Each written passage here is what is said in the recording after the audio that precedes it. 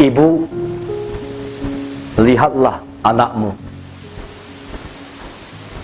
Inilah ibumu. Saudara-saudari terkasih, Ibu Maria mengalami banyak hal yang sangat mengerikan. Ia melihat anaknya dengan penuh darah dan kekerasan. Bayangkan, selama 1 hari penuh, Ibu Maria melihat anaknya disiksa, dihina, dipermainkan, dan akhirnya disalibkan. Kematian Tuhan Yesus sungguh kematian karena kekerasan dan kebencian. Kita tidak bisa membayangkan bagaimana hati Ibu Maria tercabik-cabik. Adalah betul kenyataan ini. Melihat orang yang kita cintai dan kasih menderita sakrat maut adalah sama dengan mereka yang menderita sakrat maut. Yang paling parah adalah perasaan tidak berdaya. Kadang kita mau mengganti posisi tersebut, namun kita tahu kita tidak bisa menggantikan orang tersebut. Inilah penderitaan yang sebenarnya. Itulah sebabnya gereja menghormati dan mengatakan bahwa Ibu Maria itu martir. Martir yang tidak menumpahkan darah dan terjadi di kaki salib Tuhan kita, Yesus Kristus. Saudara-saudari terkasih, melihat orang menderita, ada berbagai sikap yang bisa kita ambil selain sikap Ibu Maria di atas. Mungkin yang pertama, banyak dari kita acuh. Kita tidak peduli, dan ini sebenarnya dosa. Ketidakpedulian itu dosa. Inilah dosa yang diperbuat oleh Kain setelah membunuh Habel, adiknya. Ketika Tuhan bertanya di manakah Habel kepada Kain, jawabannya sangat menyejukkan. Aku tidak tahu.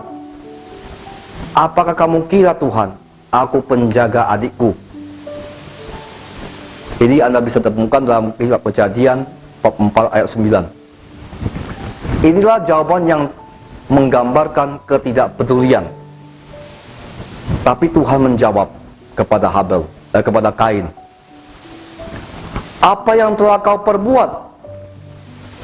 Darah adikmu itu berteriak kepadaku dari tanah. Anda bisa melihat di Kejadian bab 4 ayat 10. Tuhan ingin mengatakan sikap tidak peduli terhadap kematian, penderitaan dan kemalangan, sama pada akhirnya kita membunuh. Dan kepada kita yang acuh tak acuh, darah mereka juga akan berteriak. Dan Tuhan mendengarkan.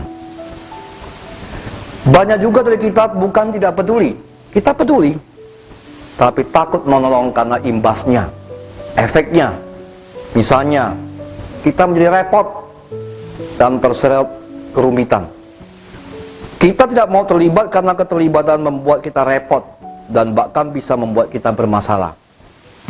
Menolong seorang dituduh melakukan kejahatan, maksud kami dituduh, kadangkala akan membuat kita repot. Kita bahkan akan dipertanyakan, dianggap menutupi kejahatan. Bahkan sebelum adanya keputusan resmi, pengadilan membersihkan namanya. Kita menjadi repot, karena kalau kita dianggap membela dia, kita dipikir menutup kejahatan, atau bahkan dianggap sebagai persekongkolan. Menolong orang miskin juga bisa merepotkan. Dia akan kembali dan kembali lagi memohon pertolongan. Bukankah itu mengusik ketenangan kita? Atau dekat dengan dan menyemangati dan menemani teman kita yang namanya rusak karena gosip atau fitnah, bisa membuat kita tidak nyaman. Kenapa? Karena nama baik kita pun bisa rusak atau setidaknya dipertanyakan. Kita tidak mau repot. Namun Tuhan juga pasti suatu hari bertanya, di manakah kita ketika saudara-saudari kita susah?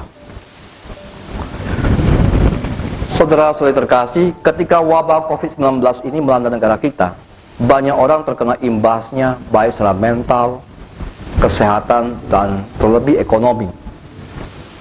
Kita bisa berlindung di balik ketakutan akan terjangkit. Di satu sisi mungkin benar, atau pasti benar. Kita jangan konyol lalu kita sakit.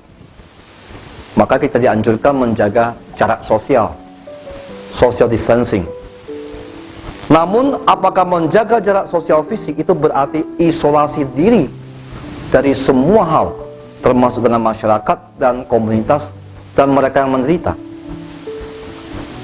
Apakah dengan alasan social distancing kita bisa tidak peduli dengan orang yang di sekitar kita, terutama yang menderita?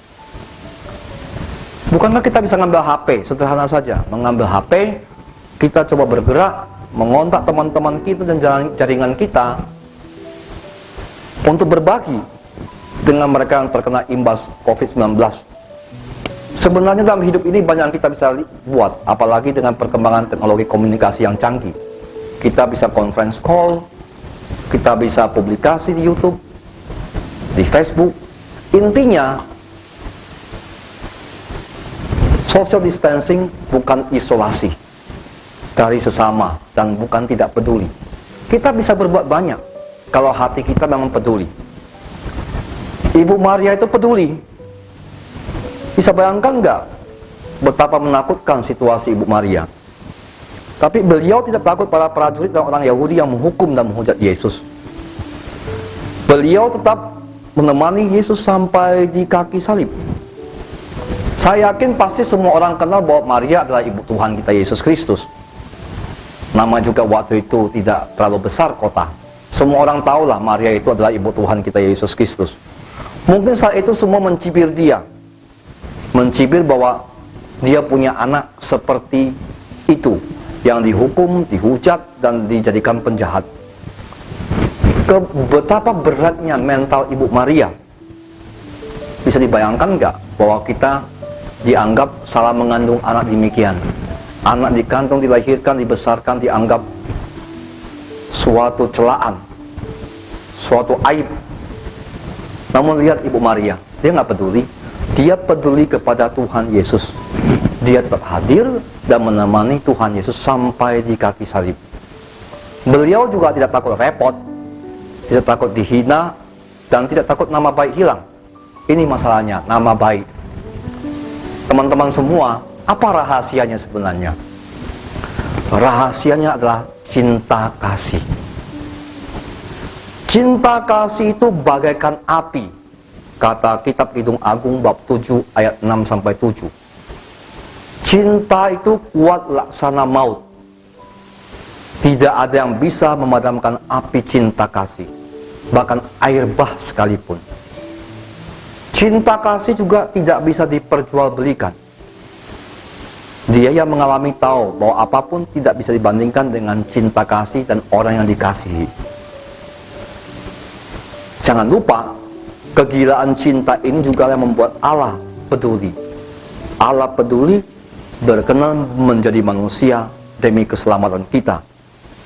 Pengosongan diri ini dari pihak Allah adalah cinta kasih. Maka marilah belajar mencintai dan mohon pencurahan cinta kasih dari Allah dalam hati kita sebagai umat beriman, agar kita bisa peduli mencintai sama kita terlebih pada masa krisis seperti ini, sehingga ketika Tuhan bertanya kepada kita, "Hei, di manakah Habel saudaramu?" Kita dengan mantap menjawab, "Saya tahu dia di mana, dan pada saat ini saya bersama dengan dia." Amin.